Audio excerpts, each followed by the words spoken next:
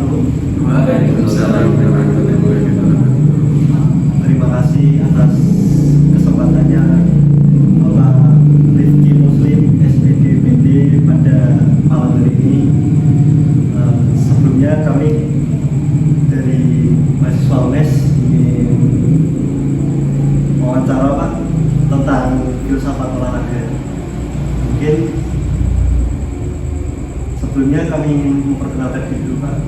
Untuk saya sendiri, gimana Anda? Saya Nuradi Manggaradu.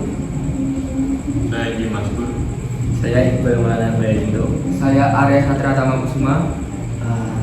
Itu sedikit perkenalan dari kami Pak. Oke, Pak, langsung ke pertanyaan aja Pak ya. Ya. Untuk mempersingkat waktu. Mungkin pertanyaan pertama bisa. Untuk pertanyaan pertama, menurut Bapak, pandangan istilah filsafat itu apa? Terima kasih. Yang pertama, saya buka Assalamualaikum warahmatullahi wabarakatuh. Waalaikumsalam warahmatullahi wabarakatuh. Ya, terima kasih atas waktu teman-teman semua bisa hadir di sini.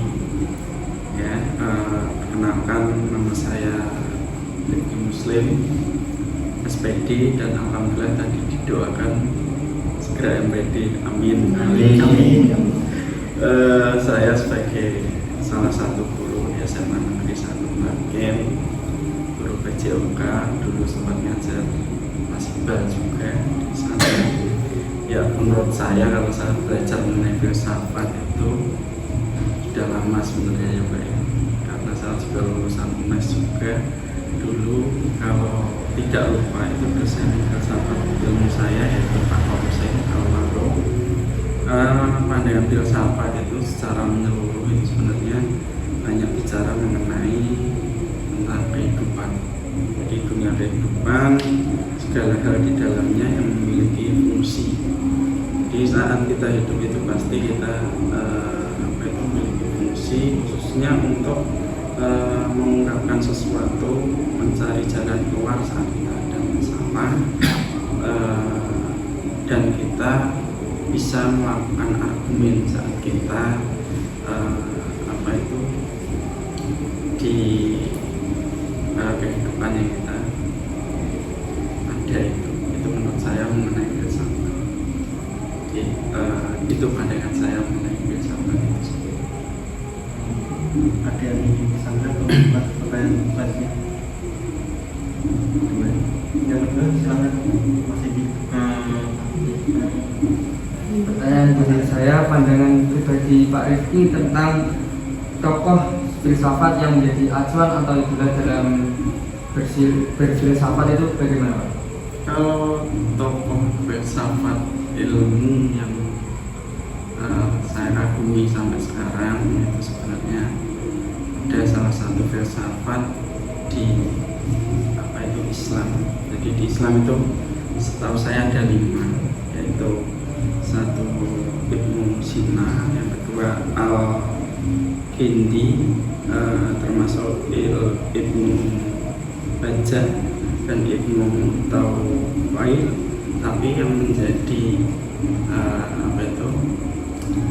diri saya paling suka dengan Imam Al-Ghazali.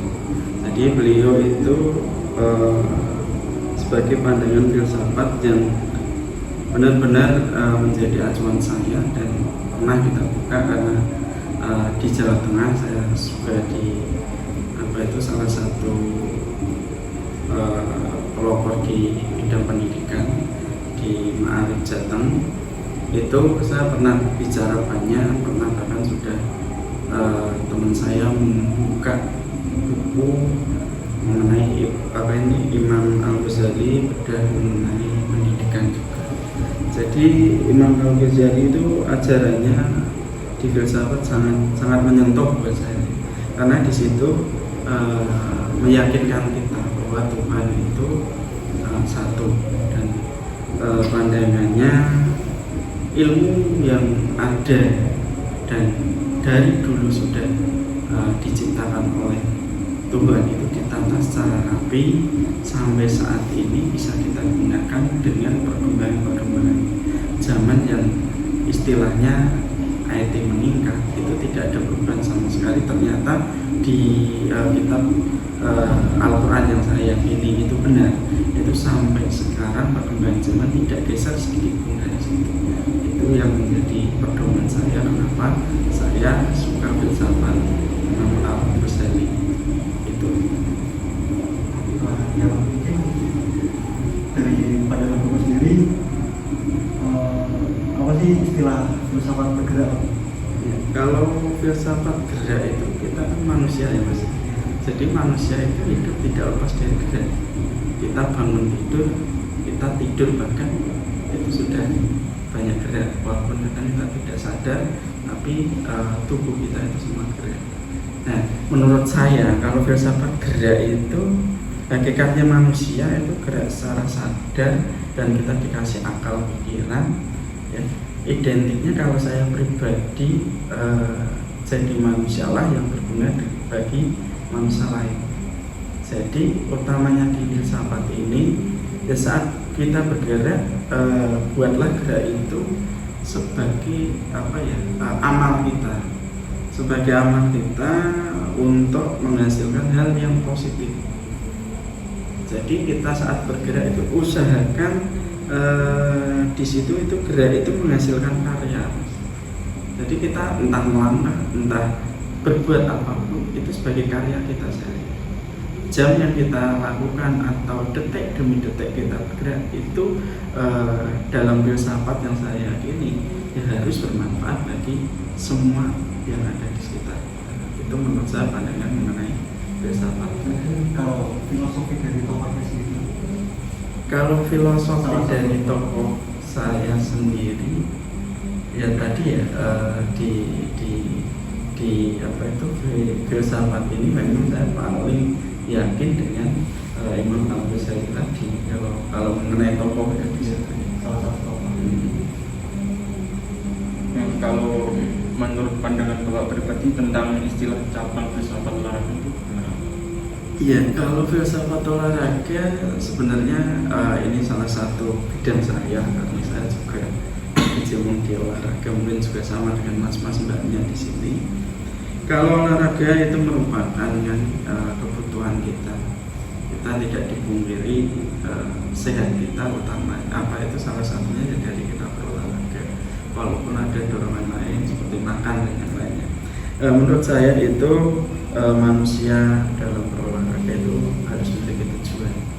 Jadi filsafat olahraga di sini tujuannya itu mengurangi tindakan penyimpangan. Jadi mengurangi tindakan penyimpangan biar kita itu saat berolahraga juga bisa mencapai hasil maksimal. Dan setelah itu jangan kita pungkiri saat kita melakukan filsafat olahraga itu, filsafat itu harus juga bisa dikaitkan dengan ilmu lainnya. Jadi kita tidak hanya saat berolahraga pikiran kita nanti tidak bisa digunakan untuk aktivitas lain. Contoh kita berolahraga, kita jadi sehat. Akhirnya ilmu lainnya apa? Kita bisa melakukan gerakan lain kehidupan sehari-hari. Contohnya kita bekerja, kita berkomunikasi dengan orang lain. Jadi ilmu di olahraga itu bisa menyambung dengan ilmu yang lain. Itu menurut pandangan saya. Pak Riki, saya mau tanya pandangan Bapak tentang filsafat cabang olahraga yang Bapak sendiri itu gimana Pak? Contohnya misal Pancasila tentang filsafat Trisula atau filsafat Padi Pendekar Pancasila, dan contohnya lagi tentang Tempo dengan filsafat Swatistika. Ya, dari Bapak sendiri gimana? Ya alhamdulillah masih banyak dulu Pak Revi ini di UNES jurusan PKLO. Di situ juga pelatihan sangat kita sebagai pelatih itu harus punya pedoman dan pandangan mengenai filsafat ini. Kalau dulu kan saya banyak mendalami bidang olahraga sepak bola dan bulu tangkis. Nah, ini yang sedikit saya bedah mengenai sepak bola aja. Jadi dalam sepak bola itu sepengertian saya di situ ada dua hal yang sangat penting, yaitu ruang dan grade. Jadi karena kita mungkin dari Mbak Mas melihat semua saat berolahraga, seorang pemain tidak bisa mencari ruang, permainan tidak jalan. Seorang pemain tidak gerak, permainan juga nggak akan bagus. Nah, di situ yang menjadi pedoman saya sebagai salah satu pelatih sampai sekarang di salah satu SSB juga, ya, mengenai filsafat sepak bola itu gerak dan ruang itu harus kita padukan menjadi satu. Ya, ada yang namanya pertahanan terbaik adalah menyerang. Ada yang namanya dalam kita menghidupkan permainan kita dengan cara memahami karakter permainan lawan saya. Nah, filsafat di situ yang saya ambil pedoman untuk di permainan sepak bola itu sendiri. Yang paling tak tekankan adalah kualitas permainan terbaik itu ada di diri. Jadi kita meyakinkan kita punya pemain yang ada untuk dia bisa mengolah dirinya sebaik mungkin, untuk dia bisa berkreativitas sebaik mungkin di lapangan. Itu yang menjadi pedoman saya dalam membimbing suatu SSB. Itu. Untuk pertanyaan yang terakhir dari saya, Pak, pandangan Bapak sendiri istilah fair play dan kecurangan di kalangan olahraga, pelatih, wasit dan manajemen olahraga di Jawa Tengah dan umumnya di Indonesia itu gimana, Pak? Ya, menurut saya mengenai fair play itu apa? Sportivitas. Iya, sportivitas. Kecurangan menurut kalian di semua olahraga yang ada itu titik pandang kita di mana? Apakah saat kita dirugikan gitu atau gimana? Iya, kalau saya sendiri pribadi di saat ini. Jadi kalau pandangan Pak Riki mengenai fair play itu khususnya di Jawa Tengah, umumnya di Indonesia ya Mas. Yes.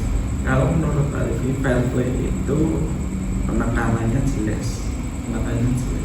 Tapi selama ini, ya maaf ya, kalau Pak Riki hanya sebatas itu masih dalam konten. Jadi dalam kenyataannya belum terlaksana dengan sebaik-baiknya.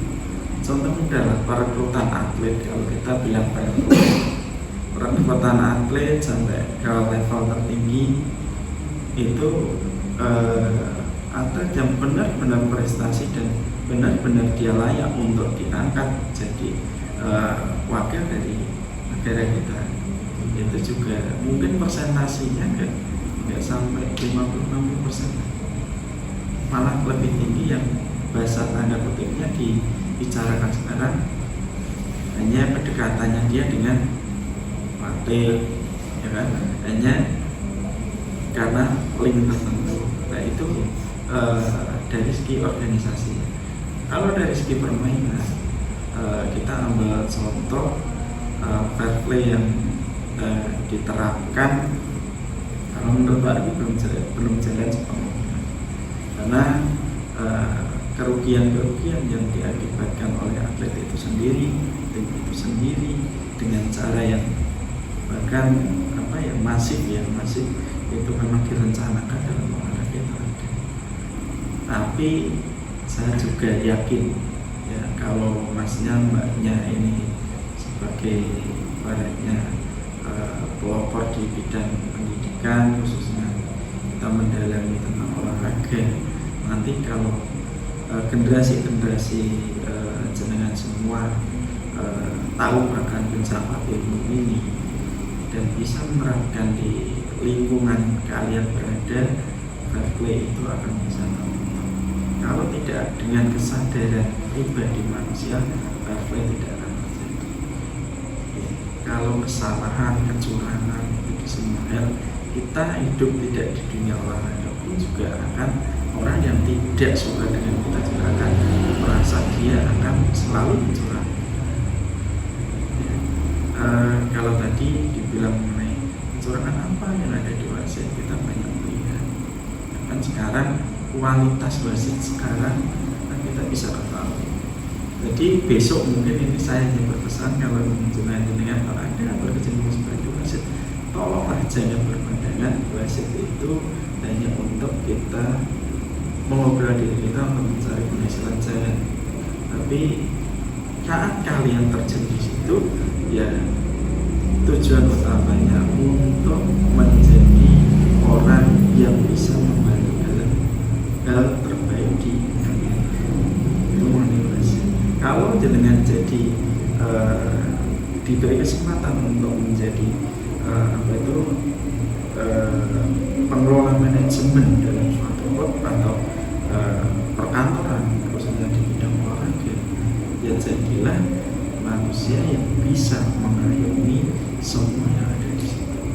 Dan itu baru nanti masalah yang akan terjadi dan sesungguhnya terjadi, dan olahraga yang ada di Indonesia akan bisa maju. Itu menurut saya. Oke, ada lagi? Terima kasih. Mungkin cukup Pak. Ya. Sebelumnya terima kasih banyak Pak atas kesempatannya membagi ilmu tentang filsafat, apalagi tadi tentang filsafat secara luas ya, terus secara spesifiknya ada filsafat olahraga juga, terus penjelasan tentang yang terakhir tadi fair play, Bapak menjelaskan tentang filosofi filsafat tentang tokoh yang Bapak sebut tadi, Imam Al-Ghazali. Mungkin kami terima kasih banyak Pak atas waktunya. Apabila kami masih banyak salah atau mungkin datangnya larut-larut bagaimana, mohon maaf. Sekian dan terima kasih. Wassalamualaikum warahmatullahi wabarakatuh. Waalaikumsalam warahmatullahi wabarakatuh.